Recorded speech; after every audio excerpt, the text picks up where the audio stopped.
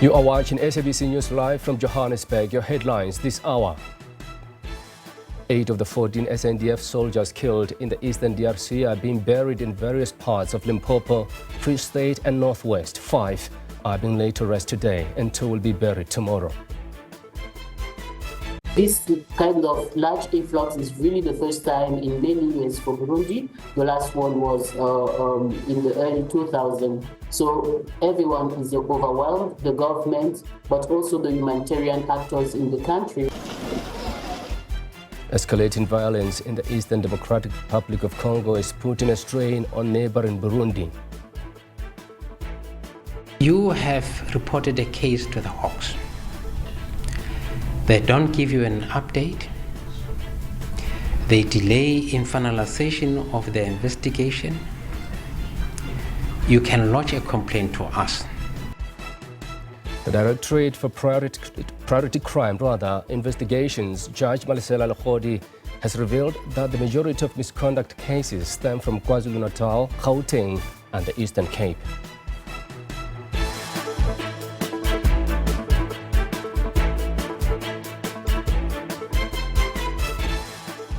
You are watching the Weekend Review here on the SABC News channel. A very good afternoon to you. Thank you for joining us.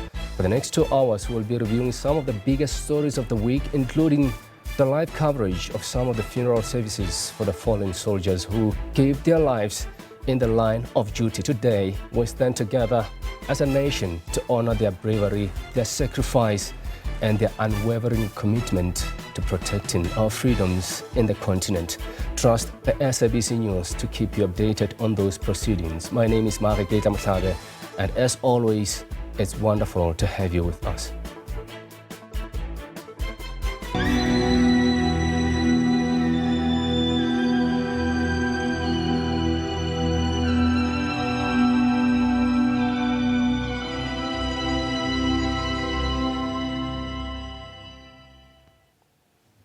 Now, Rifleman Mokete Mobe will be laid to rest in Botshabelo in the Free State. He died in the DRC last month when SANDF members were caught up in a crossfire between M23 rebels and DRC army forces. A total of 14 SANDF soldiers died in that incident.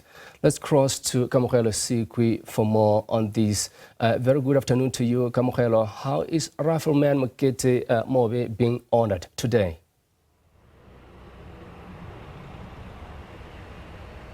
Well, Makaketla, today has been a day of many emotions. We've seen the family being in a very somber mood as they entered the sports center where the service was held. But we also saw members of the SANDF having very high spirits, singing for their fellow soldier, just showcasing a life that many of South Africans do not know, the life that they live in what they call the land of the brave, as one of the commanding officers told the audience, that when he welcomes these soldiers to the military, he tells them that this is the land of the brave. They forget all about South Africa, but they enter a new land. But we really saw strong messages coming across. The Premier of the Free State, Makhwili Swamatai, also in attendance there, giving the family a statement of support, just telling them that they are not the only people who have actually lost, but in fact the whole entire province, the whole entire country and the continent of Africa have lost in Rifleman Mokete Mobe. As you can see, I just want to get out of shot. As you can see behind me, the cars that are moving here are actually the procession of this funeral. As the service ended, I lost count of how many cars were actually in attendance at this funeral. There are so many people. The community of Botshabelo has really come out to support the Mobe family. The members of the military, the soldiers, everyone is just in attendance at this funeral here in Botshabelo. But there's something that really caught my attention as one of the soldiers was reading the pledge. I just want to go through this pledge, which they call the Code of Honor. that he read to the members of the audience who were in that hall, just talking to the fact that when they join the military, they really take a commitment that is like none other. This code of honor says, "I am a proud and fully fledged member of 44 Parachute Regiment. I am a paratrooper, which is second to none in the world. I promise to serve my country and its people at all times with pride and loyalty. I promise to wear the insignia of the regiment with pride and distinction, and to conduct myself at all times as is required of a paratrooper. During battle, I am first and foremost a paratrooper and promise to behave as such, even if the enemy outnumbers us by far. I pledge the highest sacrifice to my country should it be expected of me. I believe in myself, my formation, my country, and above all, I believe in God." Makaketla, this is what was read by one of the officers in the hall there during the service for Rifleman Mokitemabi. And I must say, in that moment, everyone who was standing, you could see the emotions, you could see them being moved, coming to understand the level of commitment that these soldiers take when they join the military. For now, we are going to the cemetery to lay him down, and we will just keep updating in terms of what will happen further. With that, is back to you in studio. I'm going to say good there from Botshabelo, where one of the soldiers, that is Rifleman Mokete Mobe, is being laid to rest. And you might have seen earlier on, behind the casket, rows of mourners standing in quiet reflection, grieving families holding tightly to the memories of their loved ones, tears shed. And but there's also a sense of pride there, pride in their bravery and commitment demonstrated by these soldiers, and pride in the unforgettable legacy they leave behind. Now, staying with that story, Rifleman Tsidiso Mabele is to be laid to rest today in Paul Rue.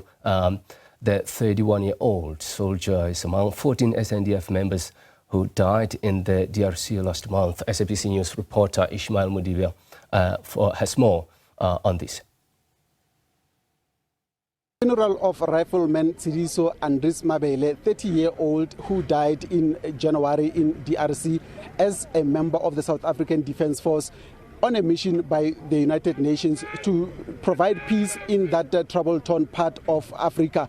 And just to speak to us about the memories of Mabele, as espoused by speaker after speaker. Many of the speakers spoke about Mabele as a selfless individual who fought for the country, who protected the constitution. But to speak about those ethos and values is the provincial chairperson of the ANC in the Free State, Nkosi Dukwana. Mr. Dukwana, you spoke about being selflessness, and you took all what the speaker spoke about from the podium to say, let's take the example of Rifleman Tsidiso Mabele and direct it to government, to various departments where there is a lack for that, selflessness. Mabele was 30 years old, and he paid with his life as a sacrifice to his country and for the love of peace. And this is an example of a new democracy, how it should be, where we're expecting all those who are deployed from political office, administrative office, to serve the people with love. And this is expected of all of us, to be the examples as shown by Rifleman Mabele.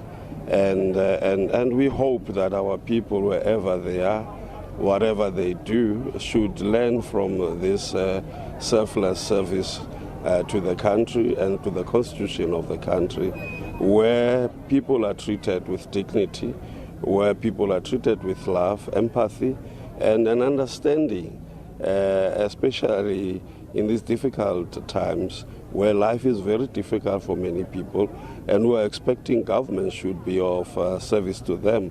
And the government is represented by these individuals. As we see our soldiers, demonstrating that selflessness and love and giving their all and their lives in serving our people. It's not about salaries, it's not about money, it's about the service to the country. And this is an example that we expect from all of us, from the Premier, the Speaker, MECs, mayors, HODs, everyone, that whatever you do, the only time, the little moment that you are given to serve, use it to the best of your ability in doing the right thing for the people. And showing empathy to the citizens of this country in various government departments. That's what we need. We are talking about situation where in various government spheres, the services, it's of utmost importance, but you'd find that where the service is supposed to be given, but it's lacking. You look at our municipalities, the standard where they are in terms of the services that they need to give to the residents. You look at various government departments, your Department of Health, your Department of Home Affairs, where members are saying that I am only here at 8 o'clock until 4:30. I cannot go beyond that call of time. I mean, that is a lack of selflessness to show that you are really dedicated to your job. How do we change that mindset? You see, the challenge here we have in the civil service, in the public service, both in the office, in the political offices, as well as administrative offices. We've got a huge number of people whose love first is money, and a few dedicated individuals who are there to serve. And it's going to be a very difficult job, which we must all dedicate ourselves in doing, in turning things around and getting more people who love the people and not people who love and put money first. You've got people who are there because they are running away from hunger, poverty, but they are not there to serve. And to them, money comes first, and everything else, what is expected of a public servant, is out of the window. And this is something that we must work hard and remove. But also fighting, corruption, maladministration, and is going to be a tall order as long as our justice system, in terms of making sure that cases are investigated and people are charged, and those who are guilty are found guilty. And it should not take too long for this to happen, because you've got good people who are working in environments that are not okay. They see their colleagues doing wrong things and their colleagues surviving.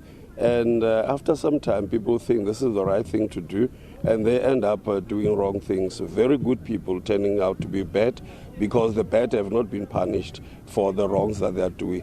And for us to be able to turn things around, we need to start showing that if you do wrong, there are consequences. And we should not be elevating those who are wrong. Instead, they should know that if you're not serving the people, if you're not showing empathy, if you're not showing dedication, and you are not there to work hard, then you should be shown the door. And those who are guilty of wrongdoing and taking from the state, from the people, should actually be charged, and if found guilty, should be punished accordingly. Thank you very much for your time, sir. My pleasure, sir. Thank you. That was the Speaker of the Legislature and as well as the Provincial Chair of the ANC in the Free State, Mr. Mxolisi Dukwana, explaining, emphasizing the need for all of the public servants to show empathy and, and the willingness to go beyond the call of nature. Taking that from the podium, as speakers after speaker were explaining about Tsidiso Mabele, the kind of person that he was, courageous as he was, dedicated to his craft, to his profession, as he wanted to make sure that he will die as a foot soldier, dying, protecting his country, his people, and the constitution of this country. As the funeral is about to proceed now, the coffin has been taken out of this stadium, and Tsidiso Mabele, 30-year-old rifleman, is now going to be laid to rest at the local burial site here in the Free State in Paul Roux. Gone but not forgotten. Thanks to my colleague there, Ishmael Mudiba. Now, let's now cross to SABC News reporter Katlego Nyoni in Palabora, where Corporal Matume Malesa has been laid to rest at Mashishimale village. A very good afternoon to you, Katlego. How was Corporal Malesa honored? Good afternoon there. It was certainly a somber mood here at the Malesa household. Corporal Justice Matume Malesa has just been laid to rest at his home village in Mashishimale near Palabora. We have just left the cemetery here, a local cemetery, where he was of course laid to rest. We saw members of the SANDF conducting a gun salute in honor of the late corporal. We saw that his coffin was also covered and draped in the South African flag that was also presented later when the coffin was about to go into the ground, was then given to his family. Of course, they were devastated. They are still mourning. They're in a state of mourning. We saw his daughter earlier on taking on the podium when the program started, addressing the mourners by reading a poem dedicated to his late father. And of course, she was overtaken by emotion, and speaker after speaker also spoke quite at length about the late corporal. We saw some of the members of the 7 Sai battalion, which he was a part of up until the point that he was deployed at the DRC in Goma, where he of course met his untimely death, also reflecting on the lives and times and reflecting on memories that they hold of the late corporal. His family also talking there on the podium. Well, the funeral service has just concluded. We are now outside his family home at Mashishimale. I'm joined by some community members who say that they know the late corporal. Mama Tobela Legai, Lena Legar Corporal Matume Malesa, Letsebangaen. A Corporal Matume Malesa, ke modudu wa Mashishimale re godile le yena ne le motho a lokileng. Re bone le tlile polokong ya hae le hono ke eng e dirileng hore le tle polokong ya hae le hono? Ntho e dirile hore re tle polokong ya gagwe ke baka la gore Corporal Malesa re phitshile yena ne re mo tseba re godile le yena ene ke modudu wa Mashishimale. Re lebogela na kwa lena mama ke eng se le ka re botsang ka hore ke eng e leng hore e le tlhotlheleditse jaaka modudi wa mo Mashishimale gore le khone go tsenela poloko ya hae? Nga me vulavula Xichangani nga hlamusela mhaka ya ku Madume Malesa encourage vanhu vo tala la ka Mashishimale ku va nga va joyina ka vusole na vo va kota ku tirhela vaakatiko ku komba ku a ku ri munhu loyi a nga lunga, a ku ri munhu loyi a tirhela ndyangu wa yena. So na hina hi rilana va ka Malesa community hinkwayo Mashishimale hinkwayo twa hi lahlekeriwe swinene ku va ku fambe sochara ku fana na yena la tikweni ra hina. Who can say mina mama? And you Abuti, you are also here attending the funeral. You know, do you know the late corporal? Yes, I was knowing the late corporal. The reason I read them was because of the support of the whole community, as a whole community.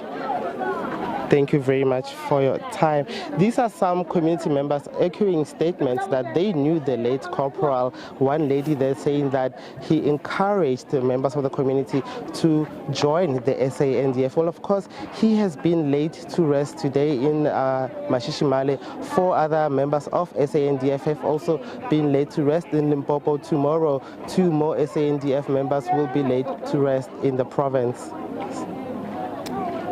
Katlego there, thanks so much indeed. We appreciate that time. And of course, Malesa joining the SNDF in 2005, father to 3 children, 2 daughters and a son. His military career beginning at 5 SAI in Ladysmith before transferring to 7 SAI in Palabora, where he served for almost 5 years. And that was before he was then asked to go and help the peacekeeping mission in the DRC. We understand, I think this was the 2nd time he had gone there. But obviously throughout these processions, you might have seen the caskets draped in the South African flag, a powerful reminder indeed of the lives lost and the sacrifices made while on a peacekeeping mission in the DRC. Family members, fellow soldiers and dignitaries gathered to pay their respects, united in grief and gratitude for the service of these fallen heroes. Now, the Weekend Review continues after this short break. Do stay with us.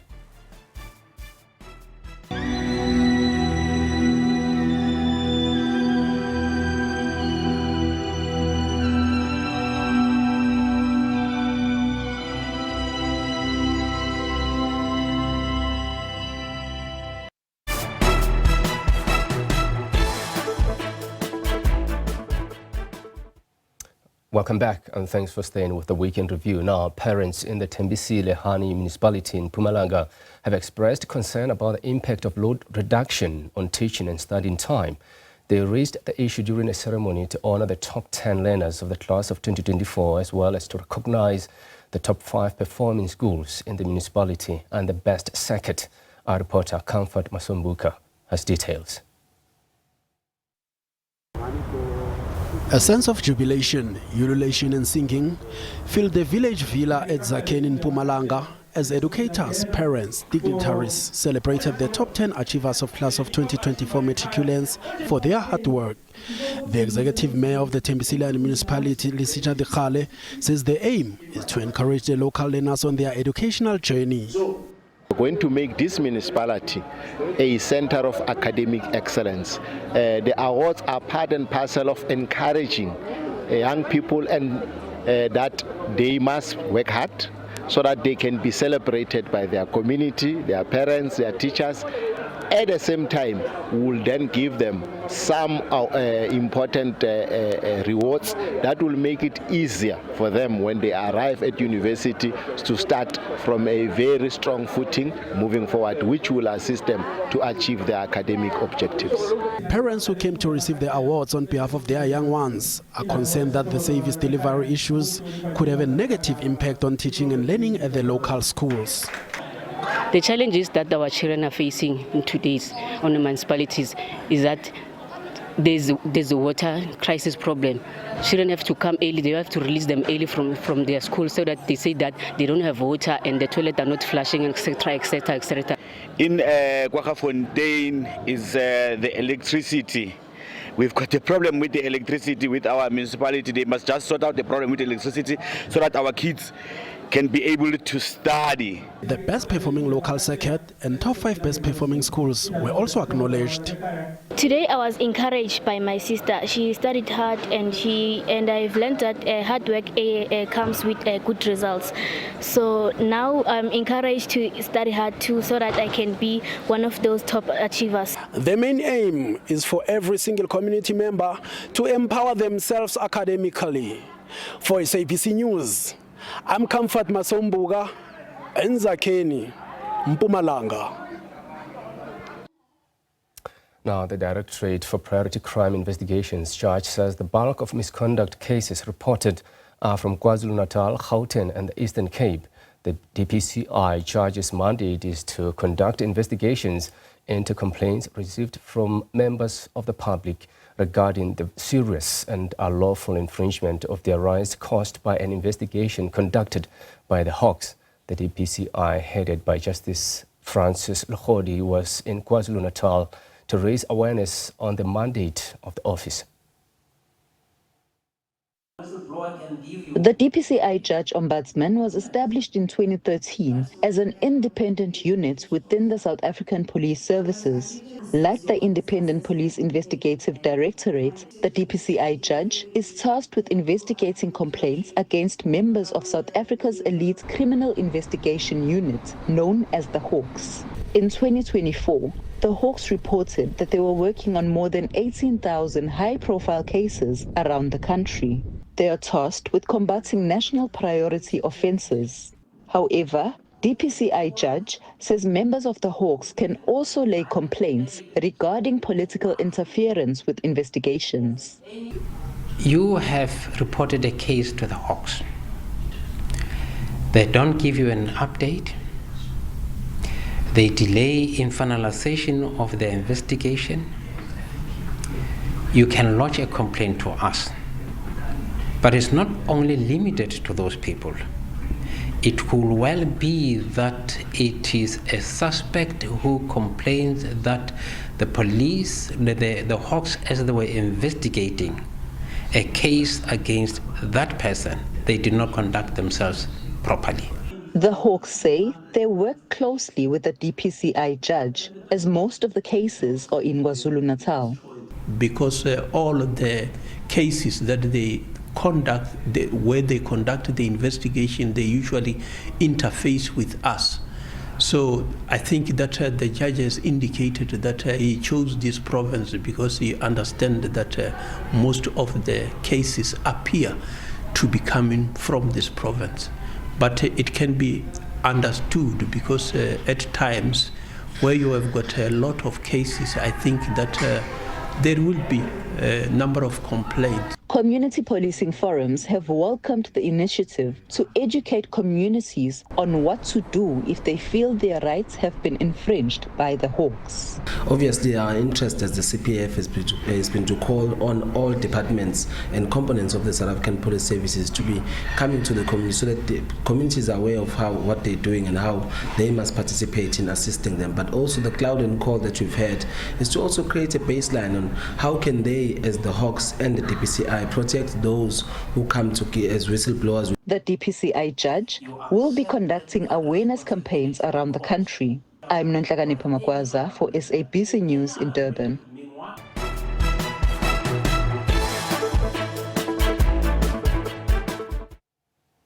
ANC Deputy President Paul Mashatile is delivering a keynote address at the ANC Northern Cape January 8 celebrations in Namakwa municipality, in Springbok. Namakwa municipality is currently not governed by the ANC and is being run by a coalition between Namakwa Civic Movement and the Democratic Alliance. The ANC has set its sights on winning back all 9 municipalities that were hung councils following the 2021 local government elections. Let's listen in.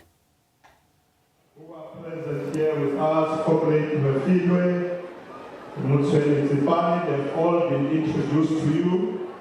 Comrade Alvin Botas and Comrade Regina Mhauli behind me here. Leadership of the ANC Women's League, ANC Youth League, ANC Veterans League here present. Kamala Makosigazi. Kamala Makosigazi. Atinda Bafazi. Atinda Bafazi. Uzogufa. Viva ANC Youth League, viva. Roar, young lions, roar.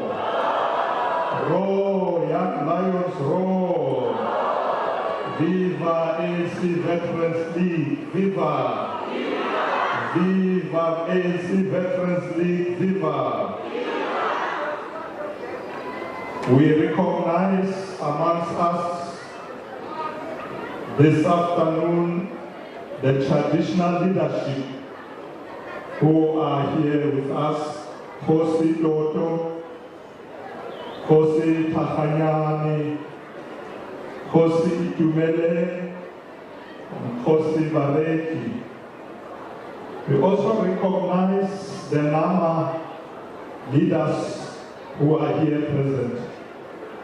Leaders and members of the Alliance who are here with us. We have seen the leadership of Kosatu who addressed us and the SNCP. We also recognize the leaders from our faith-based communities. Baruti Baruna Mafudisre, we recognize you this afternoon. But last and not least, is all of you delegates from our branches. Pambili Gama branches, Pambili. Pambili Gama branches, Pambili. You, the leadership and members of our branches from all over the region and those who come from other regions of the Northern Cape, we recognize you today and all comrades and friends who are present. Dumelang, Molweni, good afternoon, Goeiemiddag. And now, our chairperson, Dr. Zamani, he had seen that a Ghani full African crazy. Now, he has promised, he said to me, a Khanyo Africa's year. As a Telecom here in Namakwa, some flawed African start. Thank you for second. So don't worry when I speak in English. As a Telecom, that connect flawed African start. May force second and may hear.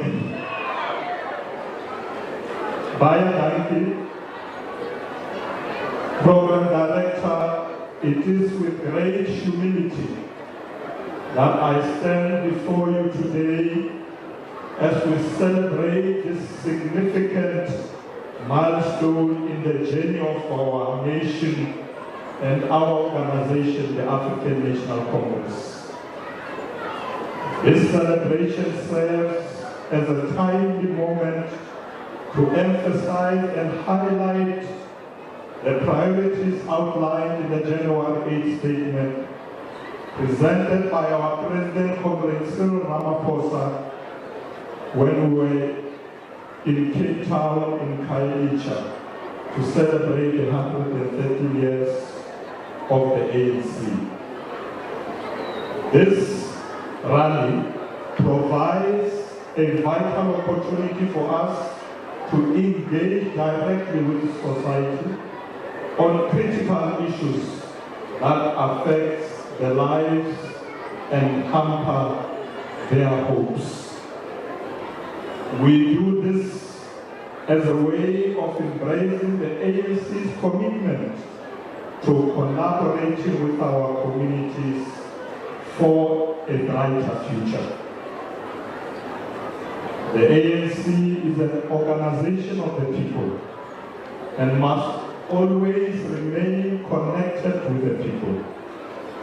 This is why we have organized these provincial rallies not only here in Namakwa, but throughout the country, to take our leaders to communities, to take our leaders to the people, because the ANC is for the people. The ANC belongs to the people.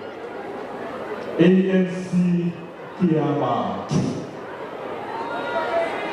The ANC has always been deeply rooted in the struggles of the working class and the poor, who are the primary motive force of our revolution.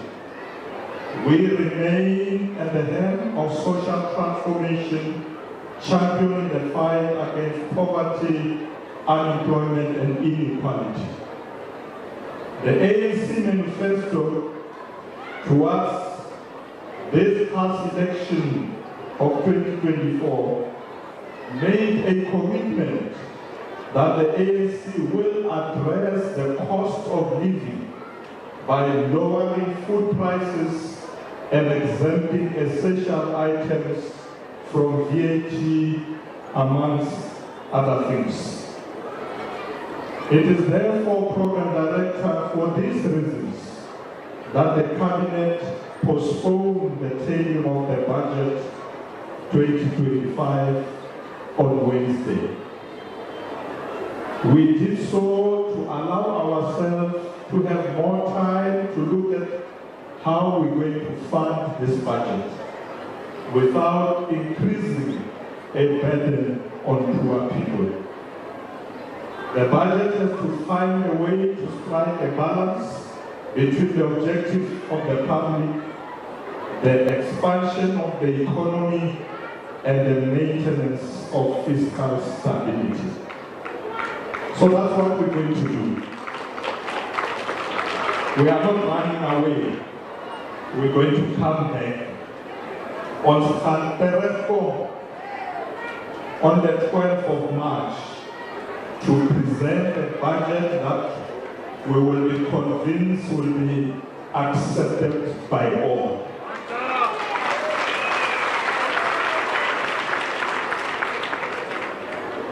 So there are some people who say, no, we didn't pass the budget because we were scared of the DA.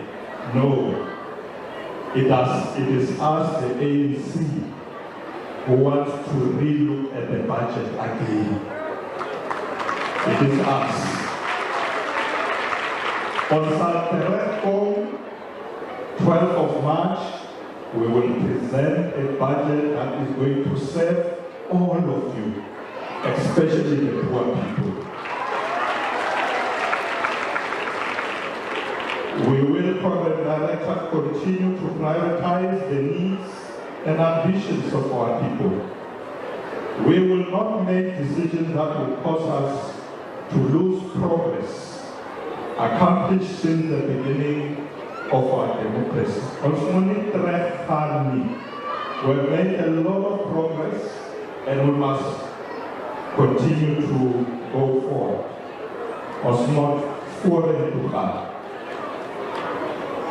We are committed to growing our democracy, growing our economy, and making South Africa a better place for everyone to live in.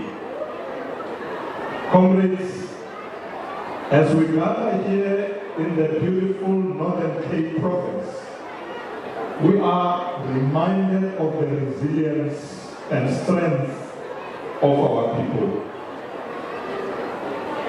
We are reminded of the important role that this province of the Northern Cape has played in our struggle for freedom and democracy. The struggle for liberation was fought in the towns and cities of the Northern Cape, and the sacrifices made by our comrades in this province will never be forgotten. One of the most significant events that I want to highlight today was the 1930 Native Land Act, which was a discriminatory law that restricted land ownership for black South Africans, leading to widespread dispossession and forced removals in the Northern Cape, but also across the country. The resistance against such oppressive laws by the people of the Northern Cape laid the foundation for the anti-apartheid movement. It is you in the Northern Cape who started the fight. You in the Northern Cape.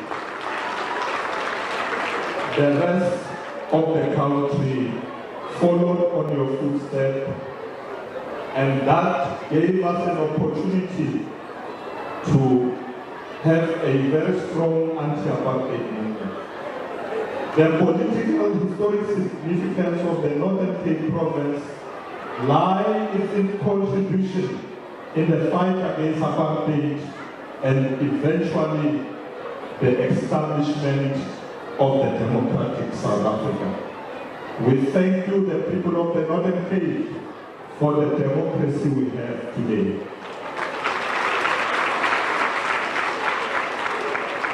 Program Director, however, the province is confronted by several difficulties that needs our urgent attention. As I was preparing to come here in Namakwa, Comrade Deshi sent me a list of the challenges that the people of Namakwa are facing and the people of the Northern Cape broadly. So we are aware that a significant portion of our people here in Namakwa live in poverty with limited job opportunities. We know that these conditions contribute to high levels of unemployment, particularly amongst young people. So those are the people we, as the leadership of the African National Congress, working with the Alliance, must address and address urgently. ANC Deputy President Paul Mashatile there addressing the crowds in Namaqualand municipality in Springbok, where he's actually saying that the ANC is an organization of the people. That's why it must always be connected to the people as it belongs to the people. He also talks about that postponement, the contentious issue at this stage, postponement of the budget speech on Wednesday, where he says that that was due to allow themselves to look at how they are going to fund the budget, prioritizing as well the maintenance of fiscal stability. And he's also saying that they are not running away at all. They are going to come back on the 12th of March to table the budget that is acceptable by all in his own words. Now, the Banking Association of South Africa has joined concerned voices saying policy uncertainty is never good. This following the postponement of the 2025 budget. The rand weakened on Wednesday after the national budget was postponed due to disagreements within the coalition government. The delay also triggered the sharpest sell-off in the country's government bonds since December, with the 2052 dollar bond trading roughly 1 cent lower to be bid at 89.20 cents on the dollar. Investors were keenly awaiting the budget speech for clues on the coalition government's fiscal priorities, its plans to tackle debt and economic reforms. The key bone of contention appeared to be a 2% VAT increase, which could have raised almost 60 billion rand in revenue. To discuss this further, joining us in studio is Chief Economist at Antis Management Group, Mielani Mkabela, as well as Union Saftus Secretary General Zolinzima Vavi, and online is Development Economist Pelisa Nkomo. A very good afternoon to you and welcome to the SABC here. Let's perhaps start here. Mr. Mkabela, let's start with you. You share the view that given our social security and economic development, something needs to give here in terms of that particular budget speech. Can you just expand on that for us? So, critical things that you are expecting as pillars, it's mainly maintaining macroeconomic stability. And then the second pillar that as well is critical for the South African economy is implementing structural reforms and supporting public infrastructure investments. And then if these pillars are attended to as like a priority, the other things wouldn't really have like an impact. But like when you look on the things that probably the Banking Association of South Africa or the markets are doing, those are speculative like issues. But if we did not postpone this budget, we should have probably have caused the entire South Africa not to cope from the livelihood crisis that the country has been experiencing. I would say from the global financial crisis in 2008, and at the same time that has been exacerbated by the global health crisis in 2020. So the decision to postpone is not causing any crisis than us waiting for just probably about 3 weeks and then we have a budget. I think this is a very good decision, and then they will go and remove the things that are not expected to be in the budget and present a budget that is aligned with the needs of South Africans. Yeah. And just quickly, do you share the view that given our social security and economic development challenges, limited fiscal resources, it was inevitable that reaching agreement on the first budget of the Government of National Unity would be difficult? It was never going to be difficult. I think it is areas where like you will find that certain things were not attended to, mainly when you look on participation and accountability. These are as well the pillars of budget.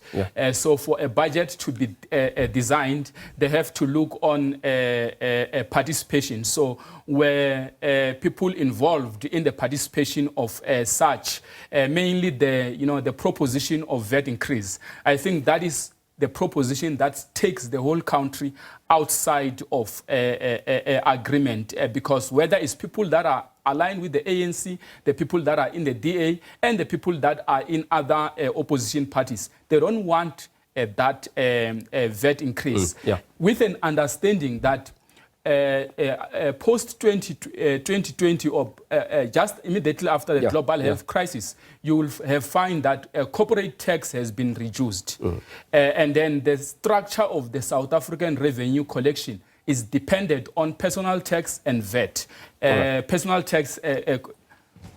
All right, let me just take it to Ms. Ngomu. I mean, you've categorized this move of seeking to increase VAT by 2% as government running out of ideas and effectively cashing in on expansionary monetary policy interventions. Can you explain a little more on this? Yes, that's true. In fact, if I leverage a bit on what Miyakala has been saying, is that if you don't activate your structural reforms properly, particularly from an industrial perspective, you're likely to experience stagnation in the economy, that's what South Africa has been. So the economy in South Africa for the last 10 years has grown at less than 2%, and no economy that is able to create jobs. So in essence, it means that government has to then start looking at what other options do they have. Taxation is not an option when you're sitting with 32.9% of unemployment. You're sitting with above 70% of young people who are socially and economically disengaged. So this 2% proposition is actually now an economic leakage, both for household and as well as businesses. Because what's actually it's going to do is, now that the central bank has actually given a reprieve to the economy in a form of interest rate cuts, which is actually not sufficient, by the way, on its own, is that then government is actually then introducing VAT. So in essence, it means that the small income surplus that was experienced by families and as well as businesses, it's just going to back into their coffers. I mean, you would recall that value-added tax it's one of the highest revenue sources for government. So they're really desperate for sources of income. Now, here's the two things, is that the president had delivered a very ambitious State of the Nation address. But the issue is that you can't then use VAT to finance that ambitious State of the Nation address. In fact, there are two things you need to do. The first one, you need to then say, now that we are right in the tail end of the medium of the planning process of government, what has the government achieved? But also, where are the opportunities? And one of the key things we've seen with how the State of the Nation address gets presented and as a budget, it's always as though that we are actually starting today with no history. And it doesn't really pull through and say, what are the things that have been achieved? What constraints are we experiencing? And what is it that we actually need to do to come up? And the budget needs to be able to support that. So the 2% is really extractive to the South African economy. And probably we need to be able to send a very strong message that that increase is not what we require, which I think even the SARS commissioner has really been quite strong and say instead they want to tighten up the administration. And what is probably the signal is saying is you need to have to open up different channels of sources of revenue than rely on tax increases. Mr. Vavi, let me just come back to you. I'm sure you've just heard Deputy President Paul Mashatile at the January 8 statement celebrations in Namakoi, saying that they are not running away. They are going to come back on the 12th to actually table a speech that is acceptable to people. But my other question would be just your reaction to that, and perhaps also, I mean, budgets should reaffirm government's commitment to raising living standards and improve our long-term economic prospects. I'm sure you'd agree with that. But the postponement was seen as rather last minute. Is this indicative of no consultation on this move to increase VAT? Well, it was an embarrassing fiasco, but it is also a statement that says black people can't run government. Look at how they conducting their business. Last minute, they convene a cabinet. Where have they been? The medium-term budget policy framework statement was tabled last October. And why? And this is, by the way, such a hypocrisy across the board. Let me tell you about hypocrisy. The ANC was marching with us. In fact, it was leading us in 1991 in opposition to VAT on the eve of the democracy breakthrough. It was marching with us in opposition to the selling of the ISCO by the apartheid regime. It correctly labeled those as the last kicks of a dying horse to try and restructure the economy so that the future government will have no instruments to effect fundamental transformation and to reverse the 400 years and 40 years of colonial apartheid. Once it went into government, it did nothing about all of that. Yesterday, NUMSA members were desperately picketing outside the ITC. 3,500 jobs are on the line by the same ANC that deepened that privatization, commercialization, and now the ANC gets stopped by a ultra-conservative Democratic Alliance from punishing the poor further by another 2% basis point. And so that's your set number one of hypocrisy. The set number two is that the DA itself is not by stopping that 2%, is not in any way becoming a pro-poor and a pro-development party. Because if it was going to say, okay, we are opposed to 2%, 2 percentage point, but we're opposed to budget cuts. But at the same time, we will not oppose taxing of this wealthy and the rich 1% of the population. We will demand that the corporate taxes increase again. We will demand that government introduce a wealth tax and a solidarity tax. And we will demand that government do something about the procurement corruption as well as the illicit cash outflows. And it won't say that, but it wants government not to increase the VAT. So it's hypocrisy in the extreme.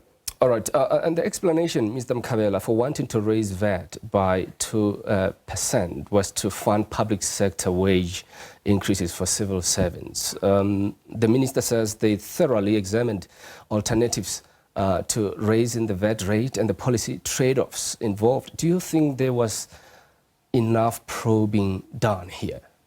So like when you go back and look at since VAT started, it was never increased up until we had the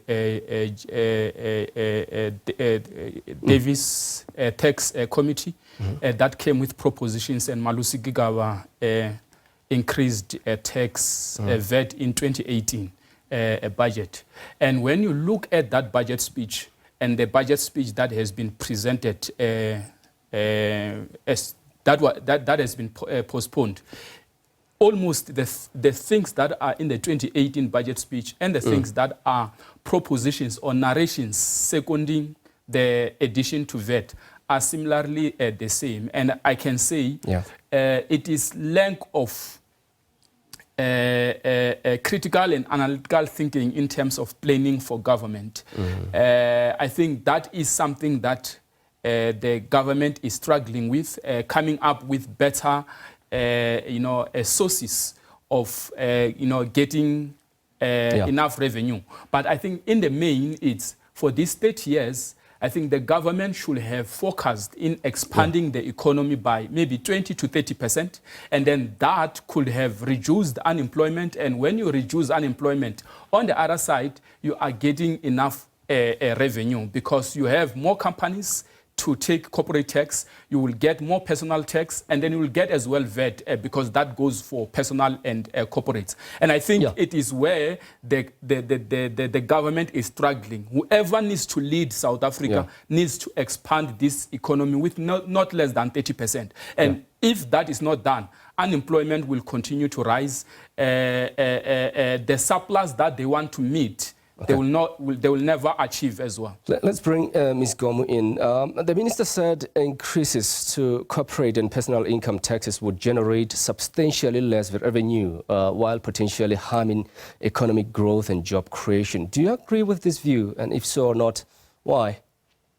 No, I mean, he's correct, by the way, because the tax base has actually been eroded. And the only reason why tax base is eroded is because the economy is shrinking. I mean, we've heard at the time, for instance, the ANC, or we are approaching the elections, the economy was growing at 0.1%. So in essence, I think it's a very strong indication. In fact, one of the areas we need to really pay attention to, it's a deregistration of companies at CPIC. It's always an indicator that actually companies, that deregistration or inactive company signals that there are no economic activities. So profoundly, South Africa is really becoming an assembling and consumption economy. So what we do is that we just buy things outside and then we come into the country. And in fact, for your information, when the democratic dispensation dawned in 1994, South Africa was sitting at about between 43 to 45% of industrial capacity, meaning that, just to simplify that, meaning that 45% of the goods that we consume in the economy were actually produced domestically. Now we're sitting at 19%. So meaning that 81% of goods that we consume in the economy are actually coming from outside.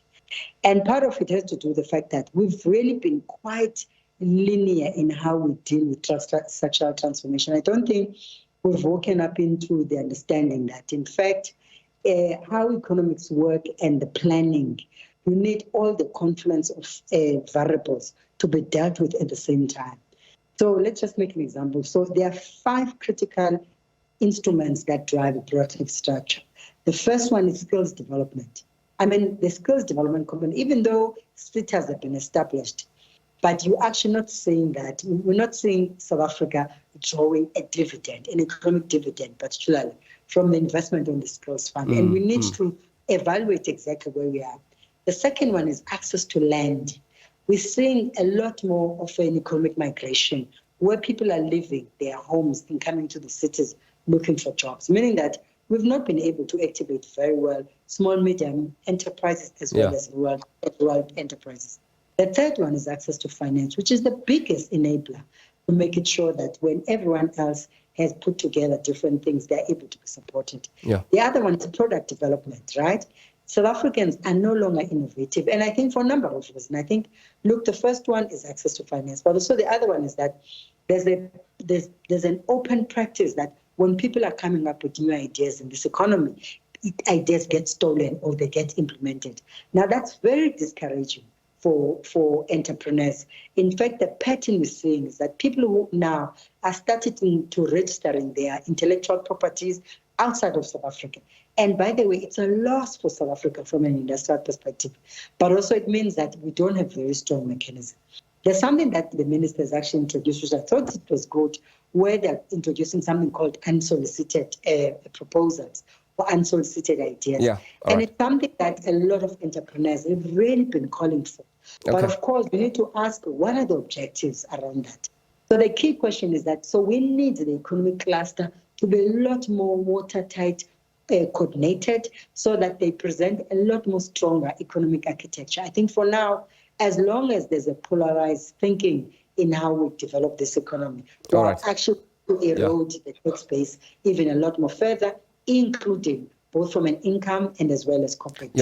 Thanks so much indeed. Let's bring in Mr. Vavi into this conversation. Mr. Vavi, as a union, I mean, do you concur that raising corporate taxes for instance, will discourage investment and job creation, ultimately yielding less revenue in the long run? No, that's a nonsensical argument. Corporate taxes were sitting at the 51.9% in 1992. There was better levels of investments in South Africa than it is the case now. Corporate taxes have been reduced to 27% now. There is an investment strike by both the corporates and the government. And because of the low levels of investment in the economy is not growing and it is deindustrializing. Peli is spot on in all of the points that she is making.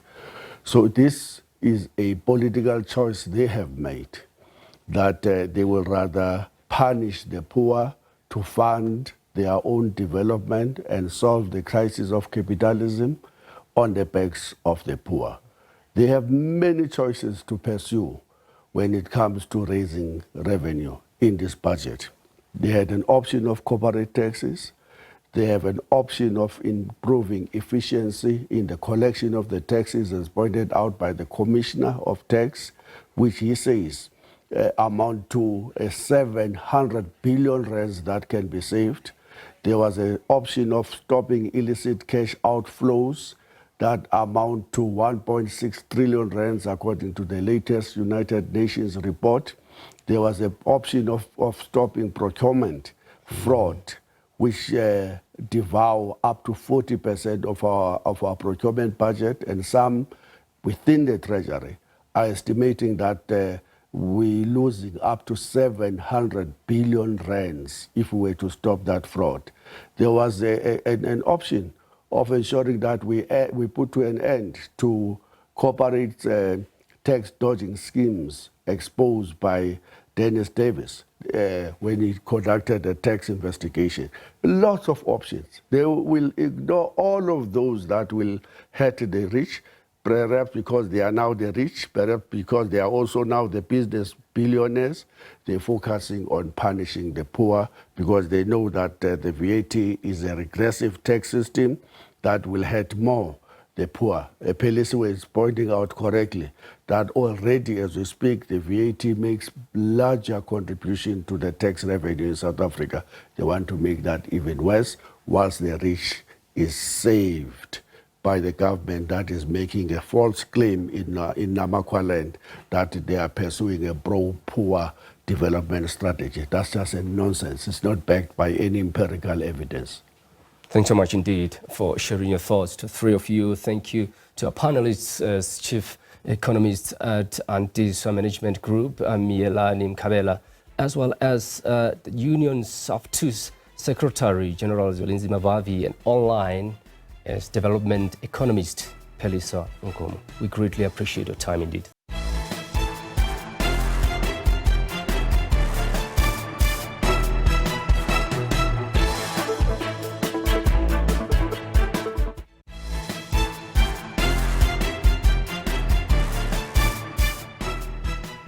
You are still watching Weekend Review here on SABC News Channel, live from our studios here in Johannesburg. I'm Marigeta Mutlabe. You can participate, share your comments, or ask your own questions by giving us a call here in studio on 011-714-0680 or 81 or 82. It's an honor to have you with us at this hour.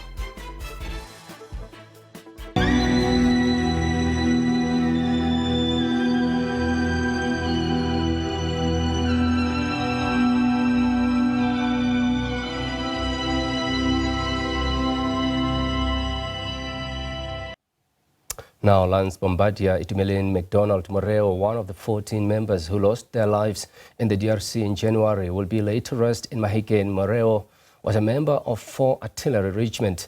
Let's cross to SABC News reporter Thabiso Moss for an update. Moss, good afternoon to you. Thabiso, talk to us. What have you seen?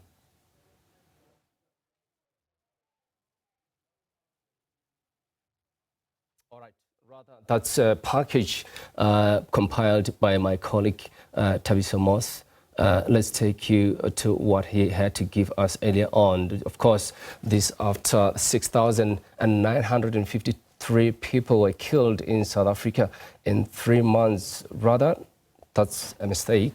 Let's rather take you back to the mock that was sent by my colleague Tabiso Moss. Apologies for that confusion. Yes, indeed, Itumeleng Moreo has been described as a very loving person, very respectful and very humble by different speakers here at his funeral service at Unibo Chapel in the northwest in Mahikeng. From the family members who were, talking about him, how did he grow up, that he was very respectful, a very loving and caring person. That's what they told us. Even the church members talking to us about, his religious beliefs, that he was always in church, assisting where there is a need for him to assist with his wife. And also his wife talking to us about their marriage, that when did they meet? They met at high school more than actually 17 years ago. It was around 2008, and then they had their first child in 2012, but they got married in 2017, and then they welcomed their second child in 2019. So in a nutshell, that's Itumeleng's life. But I'll bring on to the conversation Brigadier General Jongile Masu, just to talk to us about Itumeleng Moreo from the side of his work. How did he do his work? What was he like at work? Thank you very much for joining us, Brigadier General. Just talk to us about Itumeleng. He joined the army in 2010. You are welcome, sir. Yes, he did, and we were fortunate to have him in our artillery formation as part of the gunners. He was a bombardier. These are the people who are specializing in firing the artillery systems.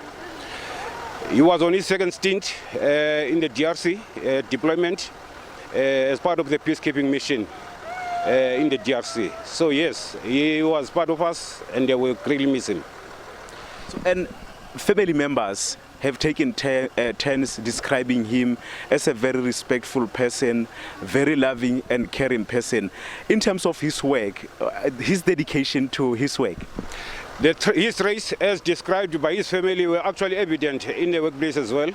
He was a dedicated gunner, he was a dedicated bombardier, and this was evident all throughout. He loved his job, and yes, even in the DRC, he was there to assist his brothers who were actually coming from the SNDF. So he did a good job. Thank you. So how will he be remembered within the SANDF cycles? A disciplined soldier, a dedicated member. You can say stubborn sometimes, but that was him, that was his character. We all know him. If you see all these soldiers, the gunners who are around here, they know him personally, yes. Stubbornness, exactly what how his friend also described him. Maybe you can just talk to us about that.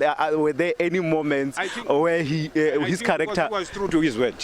He was true to his word. It was not a very easy person to convince. So yes, yeah.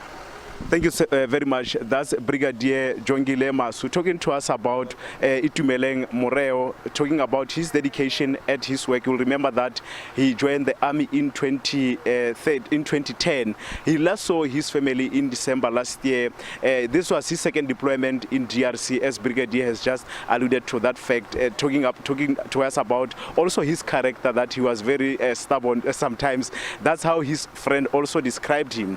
And that his family says he'll be sorely missed, taking into consideration his character, but also one of the uncles pleading with the family to ensure that his children are taken care of. Also his wife is also taken care of, that the family should give her the moral support, as she's bringing up their two children, the other one who's only 6 years old. And with that, it's back to you in studio.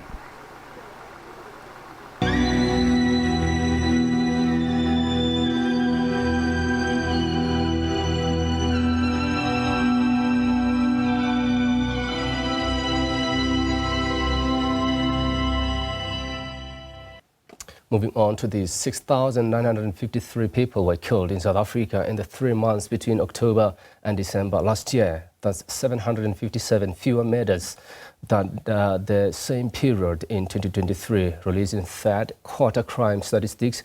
Police Minister Senzo Mchunu singled out Gauteng, KwaZulu-Natal, Eastern Cape and Western Cape as the biggest contributors to the murder rate. Releasing the third quarter crime stats, Police Minister Senzo Mchunu says provinces with a high population density and metropolitan municipalities were the biggest contributors to crime between October and December last year. For the third quarter, all provinces recorded a decrease in murder cases, making a significant milestone in our national crime reduction efforts. However, Gauteng, KwaZulu-Natal remain the highest contributors to the overall national murder figures, accounting for 25.0%, 21.4% respectively, followed by the Eastern Cape at 18.9% and Western Cape at 17.4%. Assault GBH and common assault are the only 2 out of 7 contact crimes that saw an increase of 1.5% and 6.6% respectively. Murder dropped by 9.8%, sexual offences by 2.0%, attempted murder by 3.3%, while common robbery dropped by 6.0% and robbery with aggravating circumstances fell by 13.1%. The summary tables indicate that we have recorded a reduction in terms of the murders for the current quarter. That is a reduction of 757 when compared to the previous comparable period.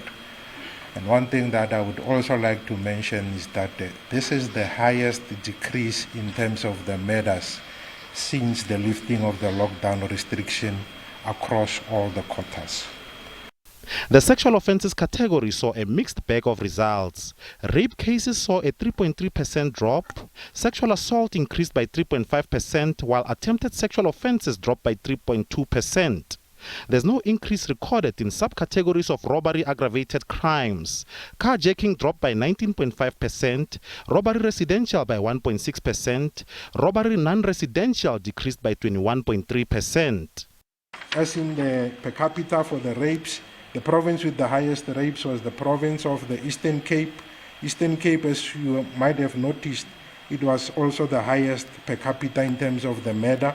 It is also the highest per capita in terms of the rape. And for the rapes, it's 29 per 100,000. Free State was 28 per 100,000. Northern Cape, 24 per 100,000. And the Northwest was 20 per 100,000. And in contrast to the murder, where Limpopo was the province with the lowest per capita murder, this time for the rape, the province with the lowest per capita rape is the province of Gauteng, which has 14 per 100,000. Minister Mchunu says while the murder rate might reflect a worrying trend that over 70 murders per day took place between 1st October and December 31st last year, he says those figures don't reflect a true reality. Offences Timo, SABC News, Pretoria. A report by my colleague Offences Timo there. Thanks so much indeed. Now today we are discussing a critical development in South Africa's fight against HIV and AIDS. The Health Department has unveiled a contingency plan to mitigate the impact of the near collapse of US-funded HIV projects. A key goal is to provide eligible state HIV patients with a 6-month supply of antiretroviral pills, reducing the frequency of clinic visits to just twice a year. This strategic move aims to lower the workload of health workers as outlined in the plan sent to provincial health departments and public health facilities on February the 11th. Joining me in studio is Mia Malan, Editor-in-Chief of Begisisa Center for Health Journalism. Via Teams meeting, we are joined by Mark Haywood, member of the TAC Board of Directors. We've also extended an invitation to Love Life to share their insights on this critical issue. Let's dive into this important discussion. Mia, let me just start off with you. Thanks so much for coming through indeed. Can you just provide an overview on the current crisis facing South Africa's HIV community due to the collapse of US-funded HIV projects?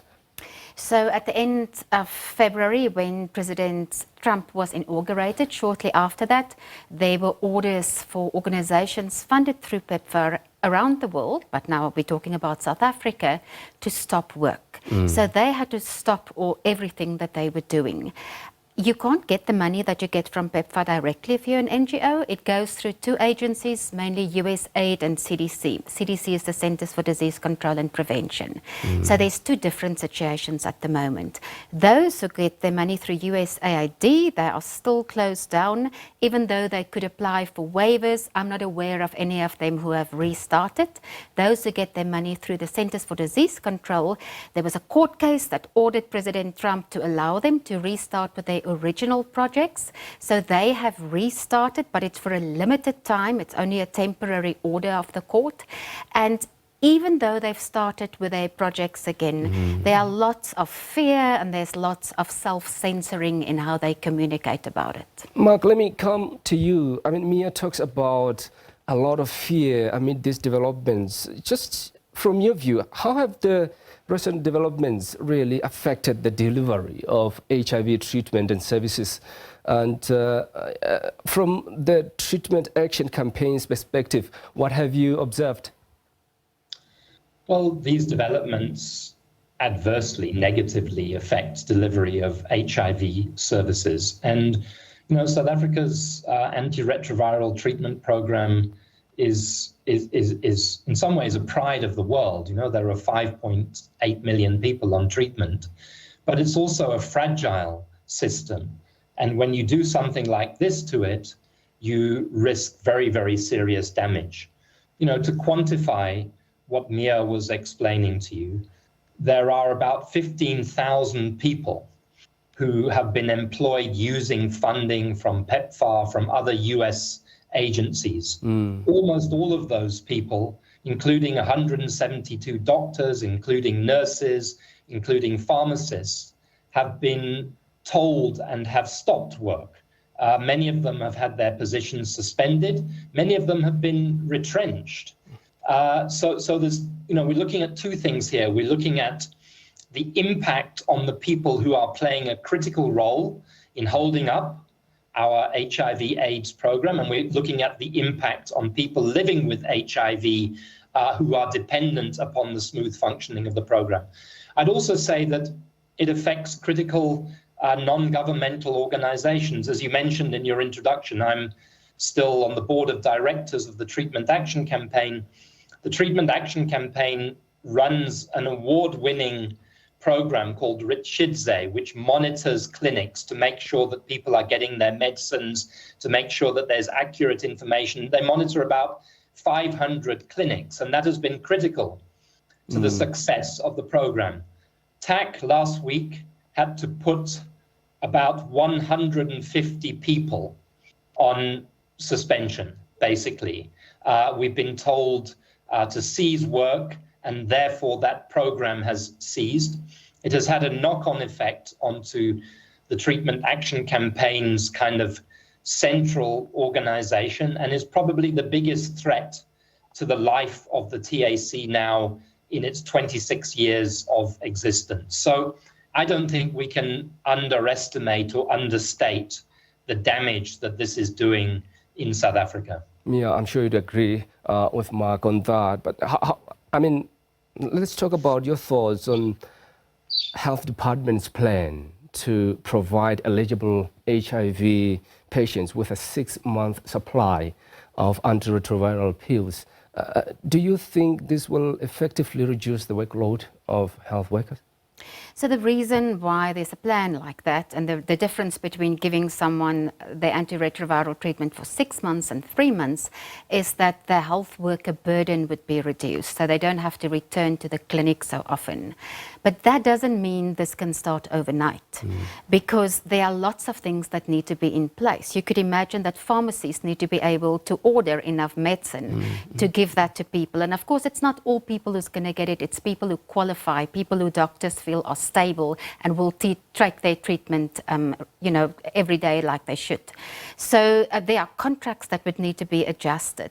And there's also right now a little bit confusion as to who qualifies and who doesn't, because the government circular hasn't been very clear.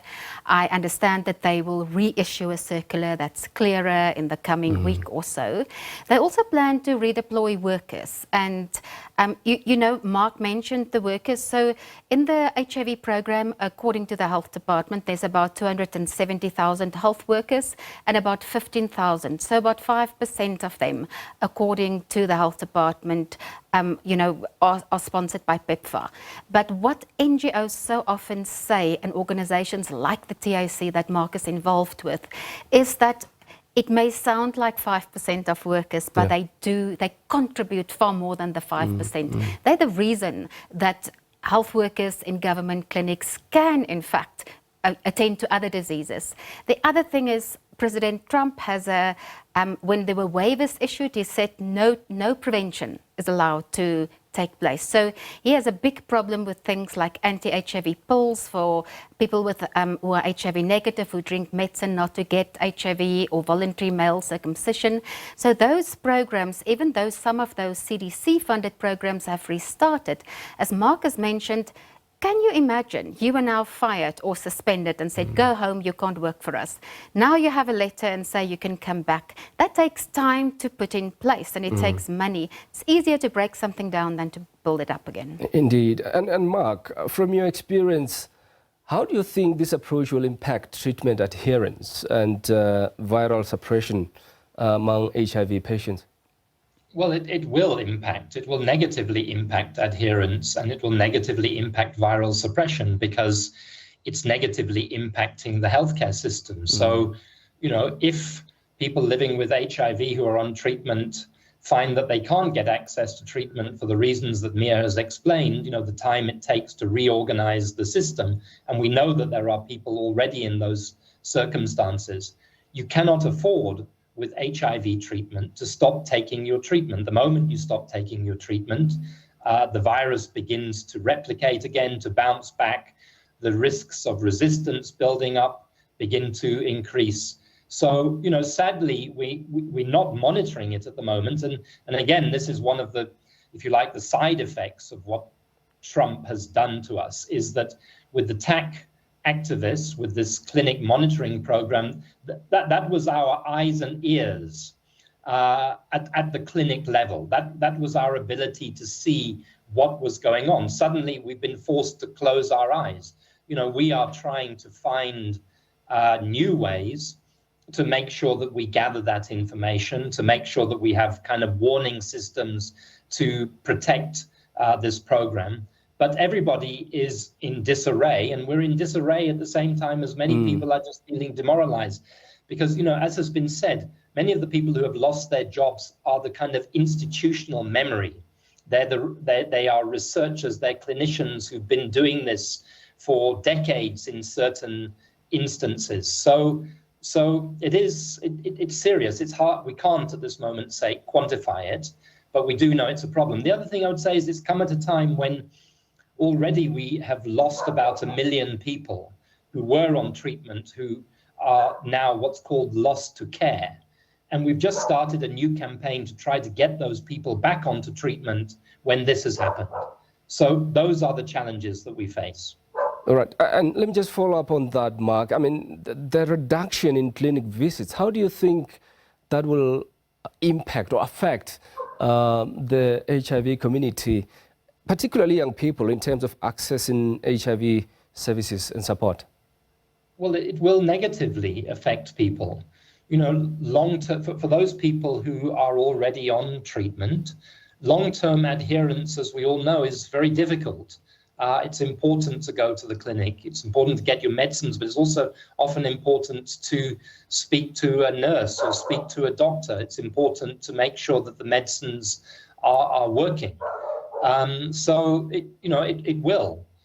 For people who are newly diagnosed with HIV, who need to go on to treatment as soon as they are diagnosed, there's also a danger there. So we have to be ramping up everything in South Africa. We have to be getting our messages across very, very clearly. The government should be improving the quality of its communication about what it is doing to address this crisis. We should be using this to strengthen all of our systems. Yeah. I'm not sure if we are doing that, I have to say. Mia, just talk to us about the potential implications of this crisis for overall quality of HIV services and care. in South Africa? Well, Mark raised an important point now. Just because there's polls, our government pays for the medication, doesn't mean it can get to people and that people will use it correctly. A lot of the effort in getting people to use HIV medicine consistently lies in the work of organizations like the TAC to go and look, to have community health workers to go and look for them and bring them back to clinics. And as soon as you don't use your treatment consistently, you've got more virus in your body, and it's not that you just become unhealthy or that the chances are higher for that. It's that you become able to spread the virus to others. And that we've worked so hard to slow down the spread of HIV.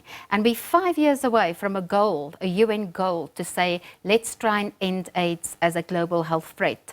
And this is surely going to slow us down in that fight. And then what is it that needs to be done to sort of just speed up the process? Talking about the impact of slowing us down in the fight, what needs to be done? Well, in South Africa, you know, if you think about COVID, one positive thing about a crisis is that it speeds up processes. It forces you to think of solutions quicker. And one thing in COVID, for instance, is that the private and public health sectors work together that we never thought they could. Maybe this is also an opportunity to say, let's see how we can involve the private sector, not just the private health sector, but private finances, and how can we look at ways for the health department on its own to become more sustainable. I'm a journalist, Mark is an activist, so he may be able to give you other types of answers. And of course, just lastly, Mark, your parting shot solutions? 100% with what has just been said by Mia. We need private-public collaboration. We need government to lead in ensuring that all 15,000 people who have lost their jobs or are under threat of losing their jobs are re-employed into the healthcare system in the places where they were before and where they are needed. We need a solidarity fund. Mia mentioned it. You know, during COVID, we set up a solidarity fund which raised billions of rands to fund the response to COVID. The Treasury and the Department of Health, the government need to look at creating a similar fund. And as they start to plug these gaps, they must not forget the role that non-governmental organizations like the Treatment Action Campaign have played. As I said, the TAC has had to massively scale back its operations. We haven't been able to solve the problems that we face. We are on a kind of emergency footing, trying to think it out, trying to sort it out. The last thing that I would say is we must also understand that the probability of this money coming back after 90 days is very small. President Trump and his government are intent on wrecking the global AIDS programs that they have played, that America has played such an important role in the past in supporting. They have no intention of reviving these programs. And even if they did, so much damage has been done, so much has been broken, that it will be very, very hard. So we have to pull together as a country, and we have to pull, if I can just allow me 1 minute, pull together as a continent. Many countries are worse affected than us. Lesotho has lost 1,500 workers. Kenya has lost 40,000 healthcare workers. Zimbabwe, there's talk about possible danger of running out of antiretroviral medicines. So we have to look at this as a country, but we also have to look at it as a continent. Yeah, Mark, thanks so much indeed. Thanks to you as well, Mia, for joining us in this important discussion. Mark Haywood is a member of TAC Board of Directors, whereas Mia Malan is the Editor-in-Chief of Bhekisisa Center for Health Journalism. We appreciate your time. Thanks so much indeed. Now, the Weekend Review continues after this short break. Do stay with us.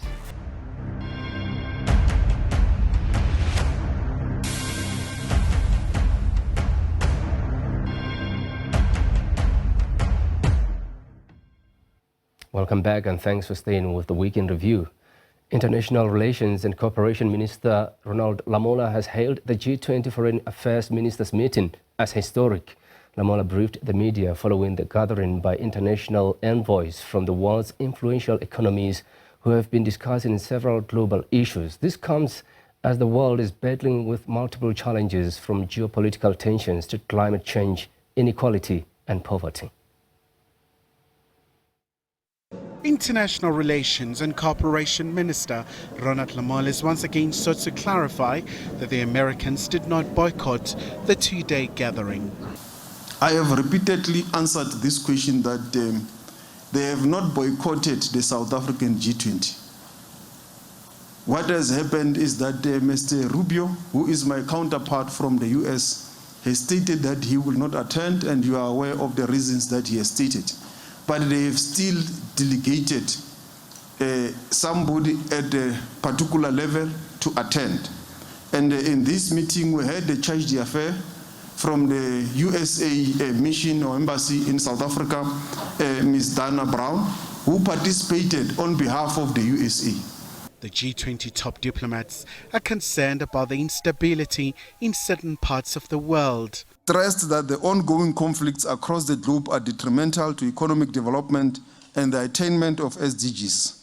The impact of wars on education and health was highlighted as a major concern by some participants.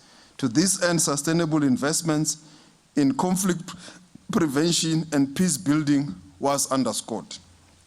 Concerning the ongoing conflict and wars in Africa, the Middle East and Europe, the meeting reiterated that all states must act in a manner consistent with the purpose and principles of the UN Charter. Meanwhile, Francis echoed the same sentiments on the reforms of the UN Security Council. I'm here in Johannesburg for this first G20 on African soil to plead for the reform of the Security Council, for at least 2 seats, or for 2 seats of a permanent member of the Security Council for Africa with all associated privileges. That's why I pleaded for the reform of financial architecture in order for no country in the world to have to choose between the fight against poverty and the fight against the consequences of climate change. Paris's top diplomats also responded on South Africa versus Israel at the International Court of Justice on Gaza. France supports international institutions, including the ICC and the ICJ, not only in the words, but also in the means.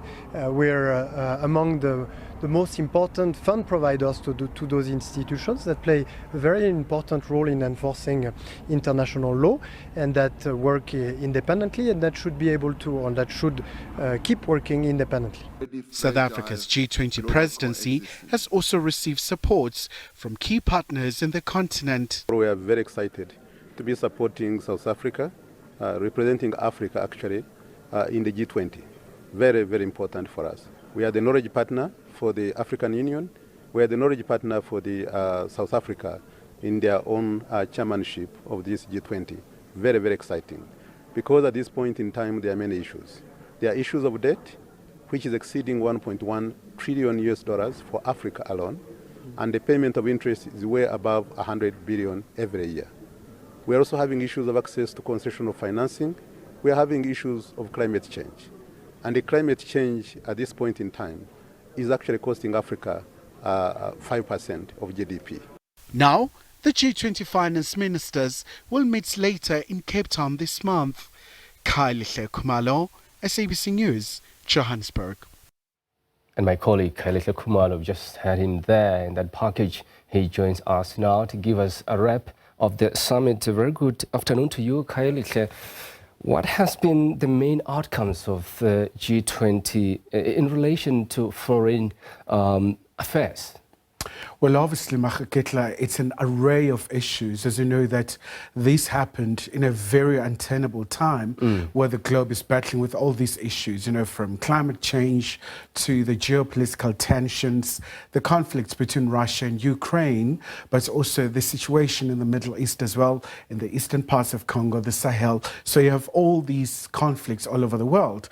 And obviously, the foreign affairs ministers, they do have a very key responsibility to look at the implications of these conflicts. How is it going to affect their work? But also, most importantly, in terms of South Africa's priorities, when you talk about the issues of debt sustainability for predominantly the countries in Global South, the countries in the African continent, in Asia, in Latin America, that are also trying to rise in terms of their economies, but also other very key issues around the very detrimental effect presented by these conflicts, especially to the civilians, but also another very key element. Obviously, it's a very overarching theme around South Africa's theme of solidarity, equality, and also sustainability, where South Africa is very unequivocal in saying that no one should be left behind. If you talk about inclusive economy, you must make sure that this is really people-centered so that you really see the change, especially because this is a very powerful organization. These are very formidable economies. I mean, you quote the United Nations, Antonio Guterres, the Secretary General, saying they should really lead in terms of making sure that they drive this paradigm shift. And I just wonder if Russia-Ukraine conflict was part of this meeting, because I think I remember International Relations Minister Ronald Lamola saying that it's going to be quite important for Ukraine to be part of all these talks. Well, absolutely. So Russia was represented by their Foreign Affairs Minister, Sergei Lavrov, and also he proved to be quite a very popular minister of all the ministers. You know, everybody wanted a word from him, especially given these recent developments where we saw those discussions, a very high-level discussion between the United States of America, represented by their Secretary of State, Marco Rubio, and also Mr. Lavrov, those discussions being held in Riyadh in Saudi Arabia. But there was a glaring omission because Ukraine was not represented. And from the European perspective, a lot of the foreign affairs ministers we spoke to, they were saying, if you talk about a permanent peace in Ukraine, Ukraine should be involved in these discussions. Otherwise, it becomes an appeasement exercise where it's all about President Putin and him just taking these territories that he has already annexed from Ukraine. So, but a very interesting issue as well, because a lot of the ministers, you know, you look at David Lemmy from the UK as well, he was here, but also emphasizing the issue that Ukraine should be part and parcel of these discussions. And what are we hoping to see going forward in terms of, you know, relations between South Africa and other countries? I think what is very important in this instance, Makaketla, is obviously not the U.S. Secretary of State attending these sessions in Johannesburg, albeit they were represented by their staff. In fact, a second-in-command from the U.S. diplomatic mission in Pretoria. So quite a very low-ranking member in comparison to other countries, really demonstrating that there is quite a lot to be done in terms of thawing these very frosty ties. But President Ramaphosa once again emphasizing that they will continue to engage with President Trump's administration so that they see why South Africa is having the land reform program. It's based on a very turbulent history, but also why South Africa went to the ICJ, because that's another issue that they took Israel to this world court. But something that is quite key for South Africa is that this is the first G20 on the African soil, so it should succeed by all accounts, but it should lead in terms of driving the global agenda, especially, I mean, these are powerful economies representing almost about 85% of global GDP, 75% of global trade, and almost 2/3 of the world's population. So they really do have the clout. And I'm sure he couldn't have, you know, afforded to avoid the question around the postponement of budget speech, could he have?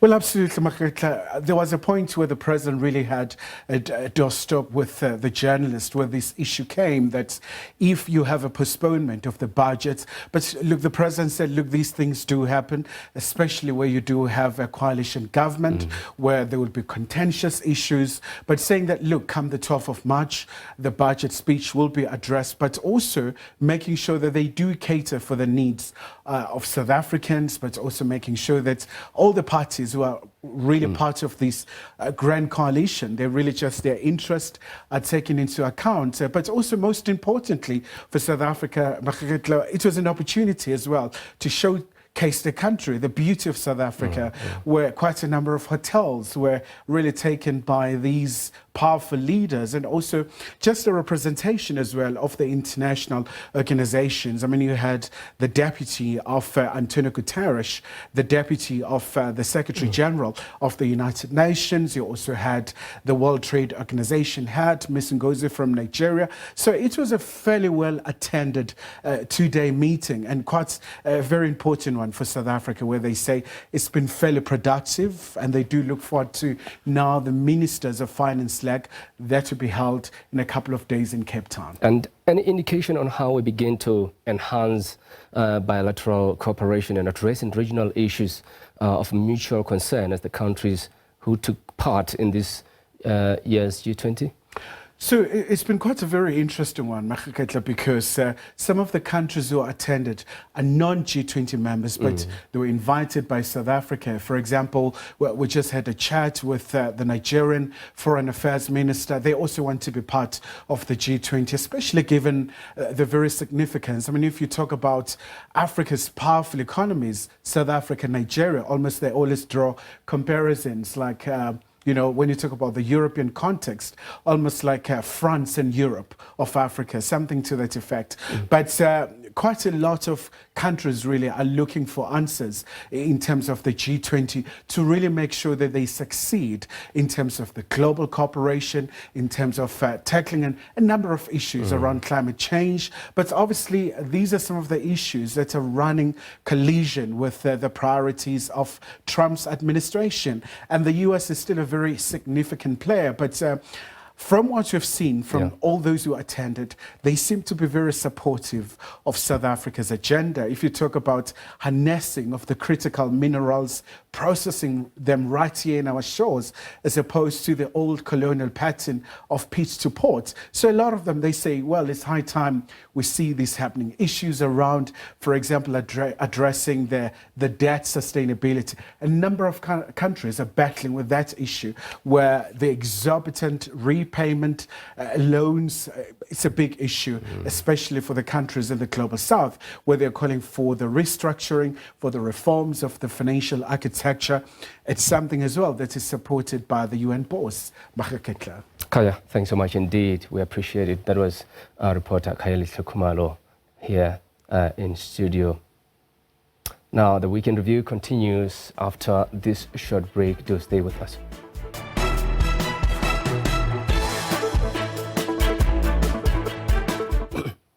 Welcome back, and thank you for staying with us. Now, Royal AM, the Premier Soccer League outfit owned by a flamboyant Durban entrepreneur, Sean Kise, is to go under the hammer. This after the South African Revenue Services obtained a preservation order to recover an alleged 40 million rand she owes in taxes.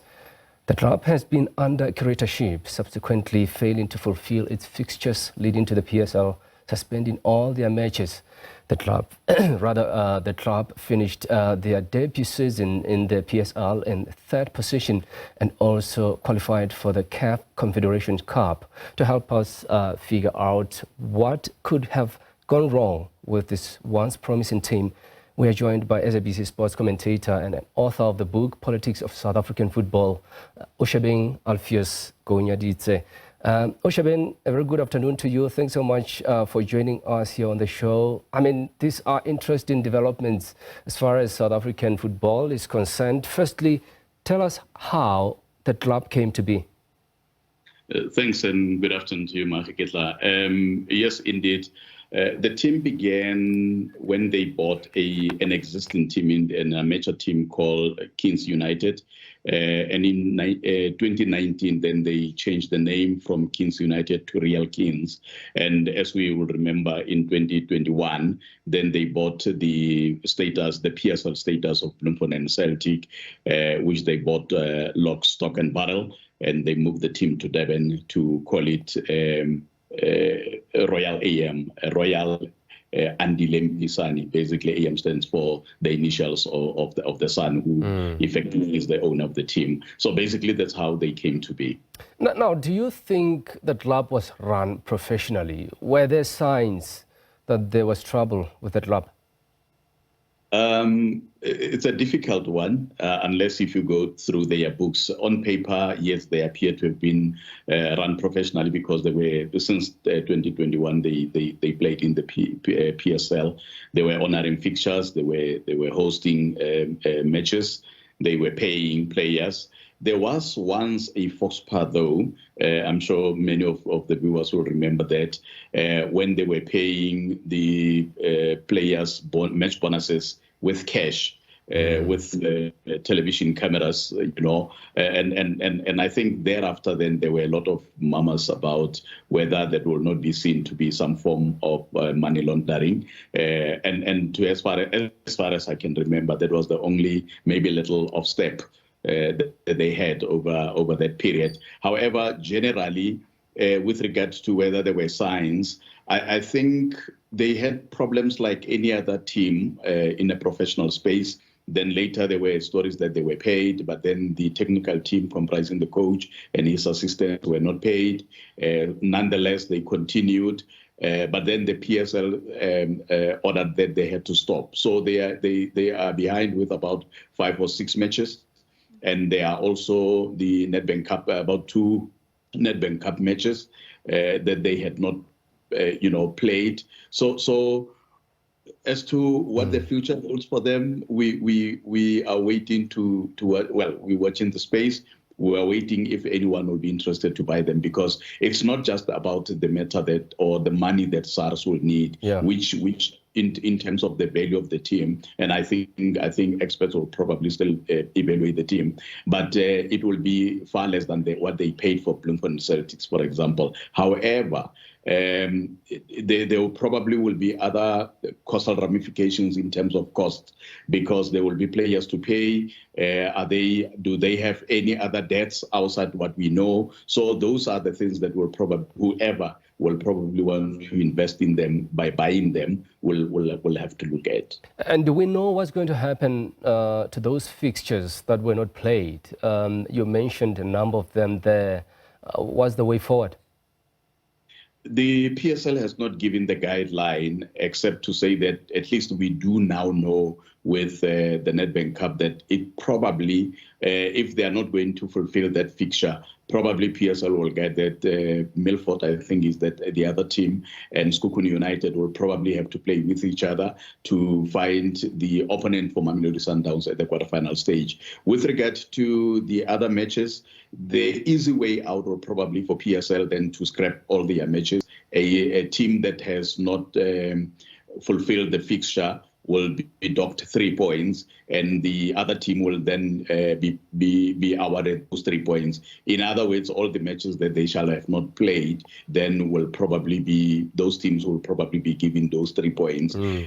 But that's an easy way out. However, if someone does come along, because they have also been murmurs around, especially in Bloemfontein, where there had always been a hope that one day Bloemfontein Celtics will be resuscitated in one way or the other, that there could be 1 or 2 people with enough money to buy the status, bring back the team, because you will remember that the current technical team, as well as majority of the players, are originally Bloemfontein Celtic players. So I'm sure everyone, especially in and around Bloemfontein, and everybody who loves football in this country, who know the mood in Bloemfontein especially, would probably love to see the team, if ever, Celtic being resuscitated. Whether it will be through Royal AM, I think time will tell. And from your observation, does the SARS matter signal the end of the road for Royal AM?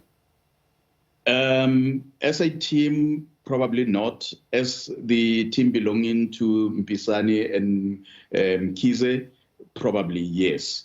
But then as Royal AM, as a team, will probably, as you say, signal the end of it. But should anybody come along and purchase the team, purchase the status, and bring another team with maybe another name, as has happened before, like I'm saying with Bloemfontein and Celtic, then probably the team and the technical team will probably continue with their careers. However, as a team belonging to them, Kize and Mpisane, probably that's the end of it. Oshebeng, thanks so much for your insights. We appreciate it indeed. That was SABC sports commentator Oshebeng Alpheus Gonyadite. Now, that's how we wrap up today's edition of the Weekend Review. Thanks so much indeed for joining us and for watching. SA Today is up next at the top of the hour right here on the SABC News channel from myself, Marigeta Mutlabe, as well as the rest of the Weekend Review. Do tune in at 12 p.m. tomorrow as we'll be bringing you the week ahead. From myself, Marigeta Mutlabe, indeed, we appreciate your time. Thank you for watching.